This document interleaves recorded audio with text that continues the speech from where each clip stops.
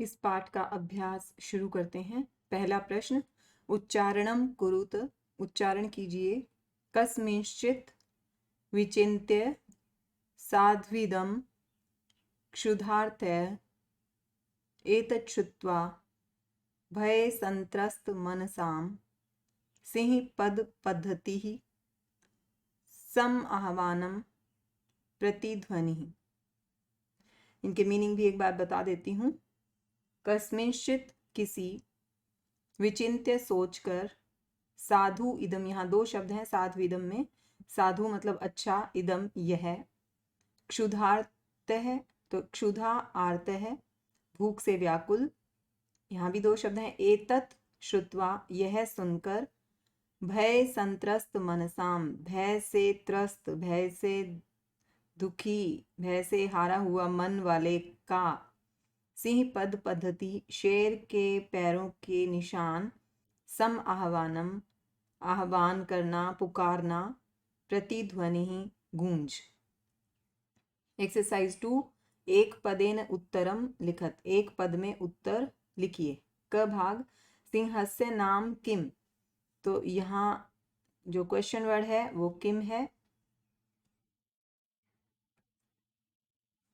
और शेर का नाम क्या था? शेर का नाम था खरन खरह, तो यहाँ लिख सकते हैं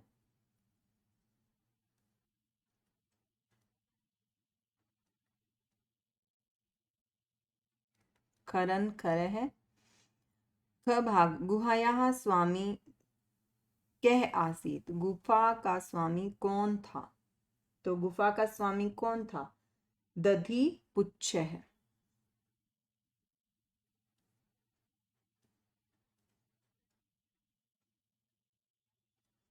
दधि पुच्छः ये शृगाल था। इधर ग भाग, सिंह कस्मिन् समये गुहायाः समीपे आगतः, शेर किस समय गुफा के समीप आया? सूर्यास्त समय।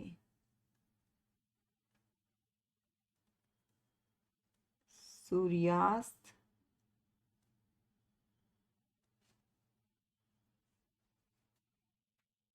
समय। घ पाठ, हस्तपादादिकाः क्रियाः केषां न प्रवर्तन्ते, हाथ पैरों की क्रियाएं किसमें प्रकट नहीं होती हैं? भय संत्रस्त मनसाम, ये शब्द लिखा हुआ है, यही यहाँ पे आएगा। भय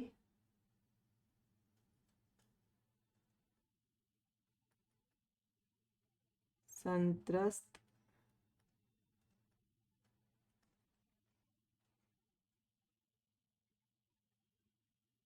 मनसाम। गुहा केन प्रतिध्वनिता, गुफा किसके द्वारा गुंजाई गई, प्रतिध्वनित की गई? तो गुफा किसके द्वारा, किस चीज से? उच्च गर्जनेन। केन, इसका आंसर तृतीय विभक्ति में ही देंगे, उच्च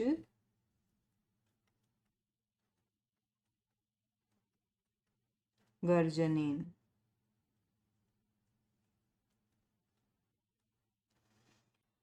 तीसरा प्रश्न है, पूर्ण वाक्येन उत्तरत, पूरे वाक्य में उत्तर दीजिए। क भाग है, खर नखरह कुत्र प्रतिवसति स्म, तो कुत्र क्वेश्चन वर्ड है, बाकी सारा एज इट इज लिखेंगे। जो खरन खरह है वो कहाँ रहता था? कस्मिंश्चित वने।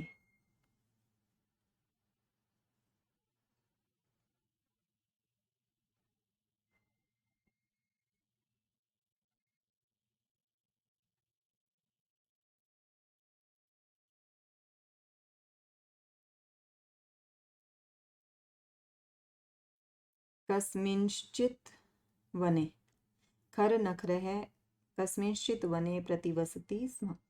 ख भाग, महतीं गुहां दृष्ट्वा, बड़ी गुफा को देखकर, सिंह किम अचिंत्यत, शेर ने क्या सोचा? इसका जो आंसर है वो मैं आपको बुक में बताती हूँ कि इस ख भाग का आंसर कहाँ है, तो उसकी बिगनिंग और एंडिंग में लिखूंगी क्योंकि बहुत बड़ा आंसर है ये। तो आपका जो दूसरा पार्ट जहाँ शुरू होता है उसमें दूसरे पैराग्राफ की चौथी लाइन है ये। तो उसकी स्टार्टिंग मैं लिख देती हूँ यहाँ पर। महतीं गुहां दृष्ट्वा सिंह अचिंतयत। उसके बाद मैं लिख रही हूँ जो आएगा, नूनम एतस्यां गुहायां, नूनम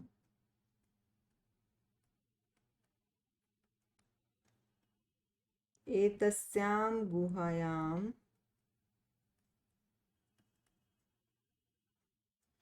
ये वाक्य पूरा करेंगे इति तक।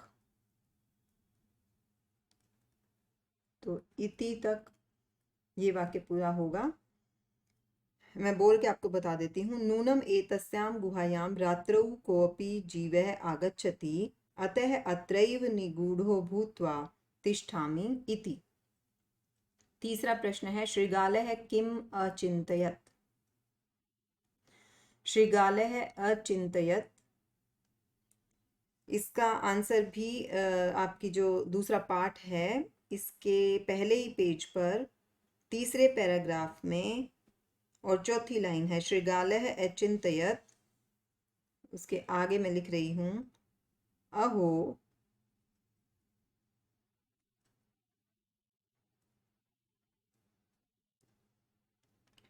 विनष्टो अस्मि।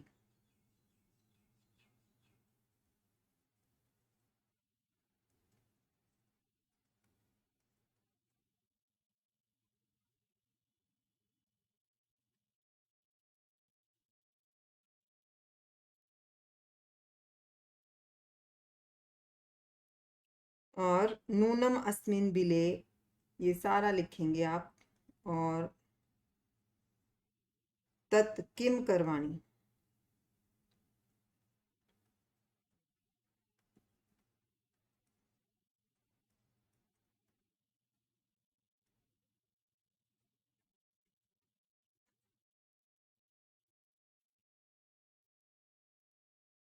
तो श्रीगालः अचिंतयत, अहो विनष्टो अस्मि, नूनम अस्मिन् बिले सिंहः अस्ति इति तर्कयामि, तत् किम करवाणि। ये इसका आंसर है।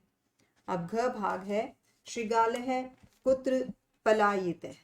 जो श्रीगाल है वो कहाँ भाग गया। तो कहाँ भाग गया, दूरम। श्रीगालः दूरम पलायितः। ग पार्ट, गुहा समीपम आगत्य श्रीगालः किम पश्यति। गुफा के समीप आकर, आगत्य का मतलब आकर, श्रीगाल ने क्या देखा। सिंह पद पद्धति, क्या देखा, सिंह पद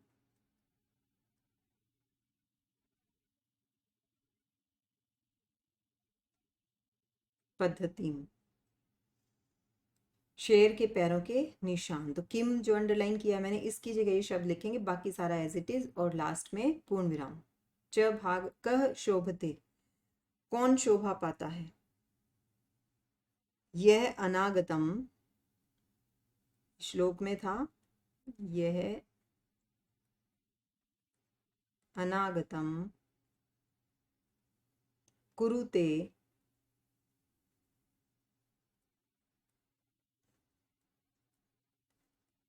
स शोभते।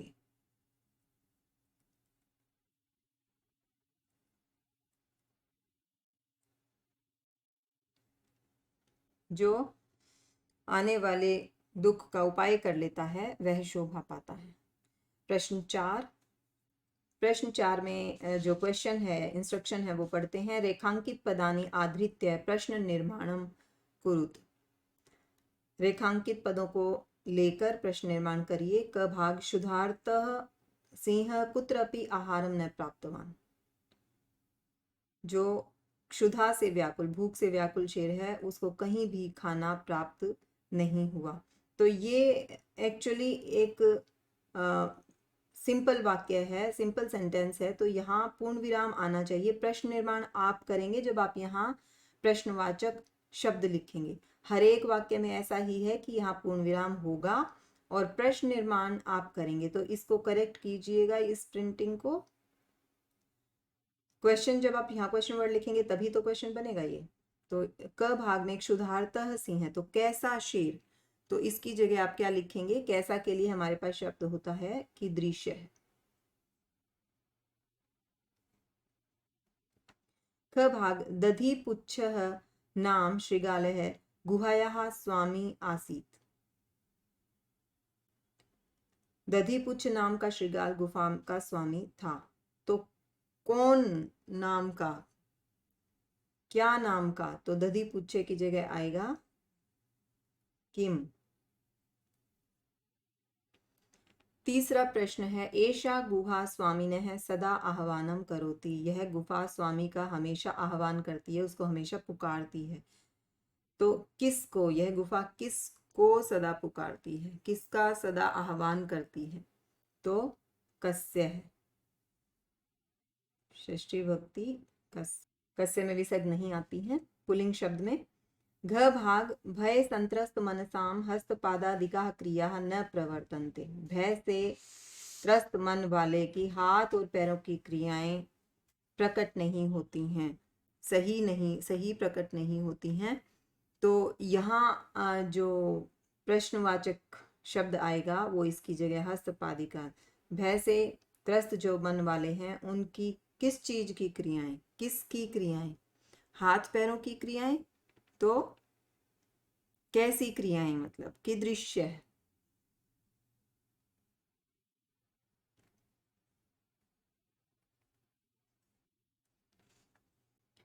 आह्वानेन शृगालः बिले प्रविश्य सिंहस्य भोज्यं भविष्यति।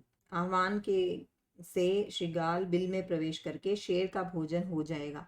तो कहाँ प्रवेश करके, बिले में वैसे भी सप्तमी भक्ति लगी हुई है तो आपको पता है आंसर। अगर वो कुछ भी दिमाग में नहीं आएगा तो क्या होगा, पुत्र। और दूसरा शब्द जो आप लिख सकते हैं वो कस्मिन।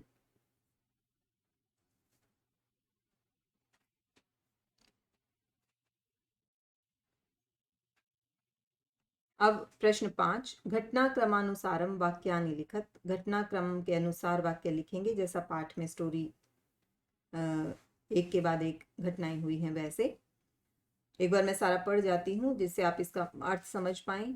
गुहायाः स्वामी दधिपुच्छ नाम शृगालः समागच्छत्। गुफा का स्वामी दधिपुच्छ नाम का शृगाल आ गया। सिंह एकाम महतीम गुहाम अपश्यत। शेर ने एक बड़ी गुफा को देखा। परिभ्रमण सिंह क्षुधार्तो जाते हैं। घूमता हुआ शेर भूख से व्याकुल हो गया।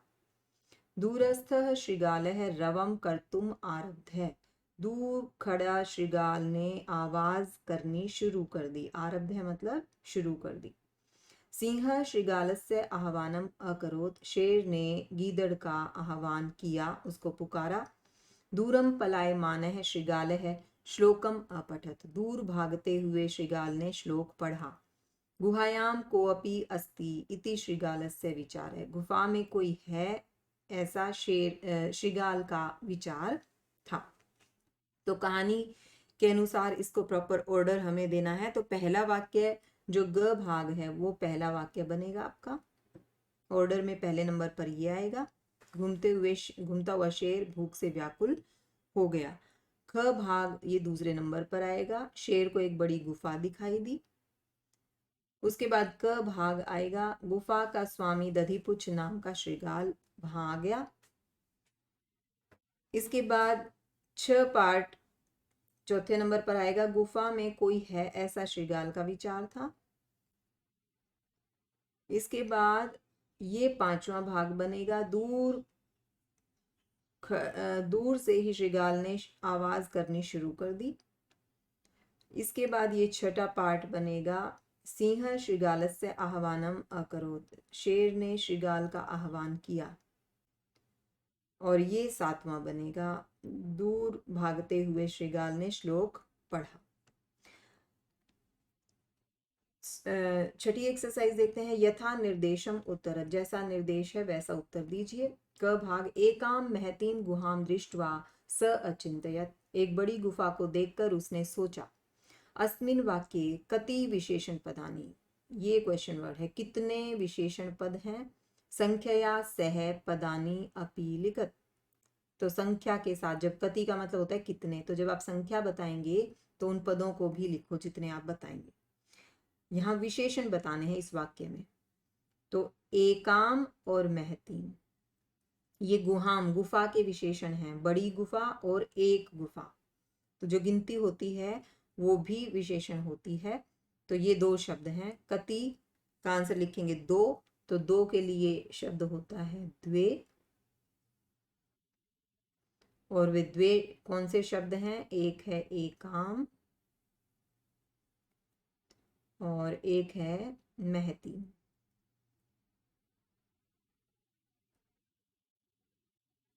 इनमें सेम विभक्ति होती है जो गुफा में लगी हुई है। विशेषण विशेषण में सेम विभक्ति। ख भाग देखते हैं। तद अहम अस्य आह्वानम करोमि, तो मैं इसका आह्वान करता हूं। अत्र अहम इति पदम कस्मै प्रयुक्तम। यहाँ इस वाक्य में जो अहम शब्द है वो पद कस्मई, किसके लिए प्रयुक्त हुआ है। यानी आपको आपसे क्वेश्चन वर्ड चतुर्थी विभक्ति में है तो आप आंसर भी चतुर्थी विभक्ति में करेंगे। तो मैं इसका आह्वान करता हूं, ये किसके लिए है? कौन है ये मैं? सिंहाय। कस्मई चतुर्थी विभक्ति में तो आप लिखेंगे सिंह के लिए। मैं जो है वो सिंह के लिए है, सिंहाय।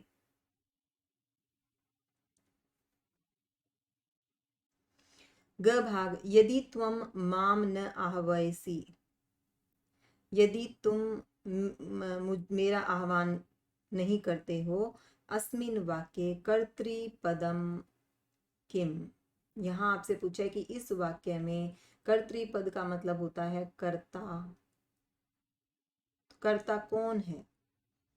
क्रिया का कर्ता, क्रिया को करने वाला। आह्वयसी, आह्वान करते हो। त्वम, तुम आह्वान, मेरा आह्वान नहीं करते हो। तो ये कर्ता कौन है? त्वम। तो यहाँ आंसर आप लिखेंगे त्वम। कर्ता कौन है? क्रिया का त्वम। त्वम के साथ सी आता है, वैसे भी आपको पता होना चाहिए। अब इसकी अगली एक्सरसाइज देखते हैं। अभी इसी एक्सरसाइज के कुछ भाग जो है अभी बाकी है, 2 क्वेश्चन बाकी हैं। तो घ पार्ट को देखते हैं। सिंह पद पद्धति गुहायाम प्रविष्टा दृश्यते। शेर के पैरों के निशान गुफा में प्रवेश करते हुए दिखाई दे रहे हैं। अस्मिन् वाक्ये क्रियापदम किम। क्रियापद क्या है? क्रियापद क्या है? दृश्यते। तो आंसर लिखेंगे दृश्यते, दिखाई देती है। ग पार्ट। वने अत्र संस्थस्य समागता जरा। यहाँ वन में रहते हुए मेरा बुढ़ापा आ गया।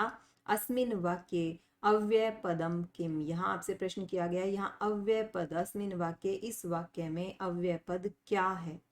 तो यहाँ अव्यय पद क्या है आपको पता है? अत्र। वने के बाद जो लिखा हुआ है ये अत्र है। ये जो एस आपको नजर आ रहा है, ये अत्र जब वने के साथ मिला है तो ये इस फॉर्म में आ गया है। तो यहाँ जो अव्यय पद है वो क्या है? अत्र। लेकिन आप अकेला अत्र शब्द लिखेंगे तो उसको प्रॉपरली ही लिखेंगे। 7th exercise. मंजूषातः अव्यय पदानि चित्वा रिक्त स्थानानि पूरयत। मंजूषा से अव्यय पदों को चुनकर रिक्त स्थान पूरे कीजिए। तो ये आप देख रहे हैं सारे के सारे अव्यय शब्द हैं यहाँ। एकस्मिन् वने डैश व्याधः जालम विस्तीर्य डैश स्थित है। एक वन में एक शिकारी, तो यहाँ कश्चन व्याध है, कोई शिकारी। एक वन में कोई शिकारी, जालम विस्तीर्य, दूरे स्थित है, दूर खड़ा हो गया। क्रमशः आकाशात सपरिवारः कपोतराजः डैश आगच्छत। तो फिर उसके बाद आकाश से परिवार सहित कबूतरों का राजा डैश आगच्छत, नीचे ही आगच्छत, वहां नीचे आ गया। वो उड़ रहा था, उड़ते हुए नीचे आ गया। डैश कपोतः तंडुलान अपश्यन्। यदा कपोतः तंडुलान अपश्यन्, जैसे ही कबूतरों ने चावलों को देखा, तदा तेषाम लोभो जात। तब उनमें लोभ पैदा हो गया। परम राजा सहमतः न आसीत, लेकिन राजा सहमत नहीं था। तस्य युक्ति आसीत, उसका विचार था, उसका उपाय था, डैश वने कोऽपि मनुष्यः नास्ति, यदि वने कोऽपि मनुष्य न अस्ति कुतः तंडुलानां संभवः, तो चावल कैसे हो सकते हैं वहां। डैश राज्ञः उपदेशम अस्वीकृत्य, परम, लेकिन, परम का मतलब है लेकिन, राजा के उपदेश को स्वीकार न करके कपोताः तंडुलान खादितुम, कबूतर चावलों को खाने के लिए, प्रवृत्ताः जाले, फैलाए गए जाल में, डैश निपतिताः, जाल में च, और जाल में गिर गए। अतः उक्तम, फंस गए। अतः उक्तम, इसलिए कहा गया है, डैश विदधीत न क्रियाम, सहसा विदधीत न क्रियाम, अचानक कभी भी, बिना सोचे समझे कभी भी कोई काम नहीं करना चाहिए। तो ये एक्सरसाइज इस पार्ट की यहाँ खत्म होती है। उसके बाद योग्यता विस्तार है। इसमें आपको कुछ विशेष बताया जाता है इस पाठ से संबंधित। तो ये जो पाठ है आपको शुरू में बता दिया गया था कि पंचतंत्र से लिया गया है। पंचतंत्र के लेखक विष्णु शर्मा थे, ये भी आपको पता है। तो विष्णु शर्मा ने राजा अमर शक्ति के मूर्ख पुत्रों को कुशल राजनीतिज्ञ बनाने के उद्देश्य से कथाओं के संकलन के रूप में पंचतंत्र की रचना की थी। तो यहाँ अब आपको बताया कि किसके लिए उसने वो रचना की थी। इसमें मित्र भेद, मित्र संप्राप्ति, काकोलुकीय, लब्ध प्रणाश तथा अपरीक्षित कारक, ये 5 खंडों में कुल 70 कथाएं तथा 900 श्लोक हैं। श्लोकों में प्रायः तर्कपूर्ण नीति श्लोक प्रयुक्त हैं। पंचतंत्र का अनुवाद 4th शताब्दी के आसपास ईरान की पहलवी भाषा में हुआ था। तो सबसे पहले जो पंचतंत्र को लिखा गया वो 4th शताब्दी में, और ईरान की पहलवी भाषा में इसको लिखा गया था ओरिजिनली। इसी के आधार पर विदेशी भाषाओं में इसके अनेक अनुवाद हुए। काकोलुकियम पंचतंत्र का 3य तंत्र है, तीसरा तंत्र है। इसका नाम काक मतलब कौआ और उलूक मतलब उल्लू की मुख्य कथा के कारण पड़ा है। तो ये बताया आपको इस पाठ के बारे में, इस कहानी के बारे में, कहाँ से ली गई है, किसकी रचना है, क्यों लिखी थी उसने वो बुक। अब व्याकरण भाग पर थोड़ा सा ध्यान देते हैं। अव्यय, संस्कृत में 2 प्रकार के शब्द होते हैं, विकारी और तथा अविकारी। विकारी शब्द परिवर्तनशील है, जिसमें चेंज हो सकता है। जो संज्ञा, सर्वनाम, विशेषण और क्रिया शब्द हैं ये विकारी होते हैं, इनके रूप बदलते हैं। आप एक वचन, बहुवचन, द्विवचन में बदल सकते हैं। आप ऐसे ही जो क्रिया है उसका रूप भी बदल सकते हैं, एक वचन कर्ता के अनुसार, द्विवचन के अनुसार, बहुवचन के अनुसार, फिर प्रेजेंट में, फिर पास्ट में, ये भी कर सकते हैं। तो इसलिए ये विकारी शब्द होते हैं, चेंज हो सकता है इनमें। तो जिन शब्दों में चेंज हो सकता है वो अव्यय शब्द नहीं होते। अविकारी शब्द अव्यय कहलाते हैं। जिन शब्दों में कोई विकार नहीं आता, कोई बदलाव नहीं आता, उनको अव्यय कहते हैं। इनके रूप कभी नहीं बदलते। जैसे अत्र, अधुना, अपि, ये शब्द हमेशा ऐसे ही रहते हैं, इसलिए अविकारी शब्द हैं और इसीलिए इनको अव्यय कहते हैं। अव्ययों के भी रूढ़ और यौगिक 2 रूप मिलते हैं। रूढ़ अव्ययों के खंड नहीं होते, जैसे टुकड़े नहीं हो सकते। च, अपि, वा, तु, खलु, न इत्यादि, इनके टुकड़े नहीं हो सकते। यौगिक अव्ययों के खंड होते हैं। ये कृत, तद्धित या समास के रूप में होते हैं। कृत से बने अव्यय गत्वा, गंतुम, जिनमें प्रत्यय लगे हुए हैं ये। तद्धित से बने अव्यय सर्वथा, एकदा, तत्र, इत्थम, कथम, ये जो अव्यय शब्द हैं ये तद्धित प्रत्यय से बने हुए हैं। समास के रूप में अव्यय हैं प्रतिदिनम, यथाशक्ति इत्यादि। तो ये शब्द जो हैं इनके रूप नहीं बदलते हैं, तो ये अव्यय शब्द हैं। प्रस्तुत पाठ में कदाचित, इतस्ततः, न, दृष्ट्वा, नूनम, अपि, तर्हि, अत्र, एव, भूत्वा, इति, च, बहि, अहो, एवं, विचिन्त्य, सह, तदा, यदि, अत, श्रुत्वा, सदा, परंतु, प्रविश्य, सहसा, कदापि, ये अव्यय हैं। इनकी उपयुक्त कोटियों में पहचान की जा सकती है। उपयुक्त कोटियों से अभिप्राय है कि यहाँ बताया आपको जो यौगिक अव्यय होते हैं वो कृत प्रत्यय लग के बने हैं, तद्धित प्रत्यय लग के बनते हैं और समास के रूप में होते हैं, तो इनको भी इसी तरीके से हम बांट सकते हैं। तो ये पाठ इस तरीके से यहाँ खत्म होता है, इसकी एक्सरसाइज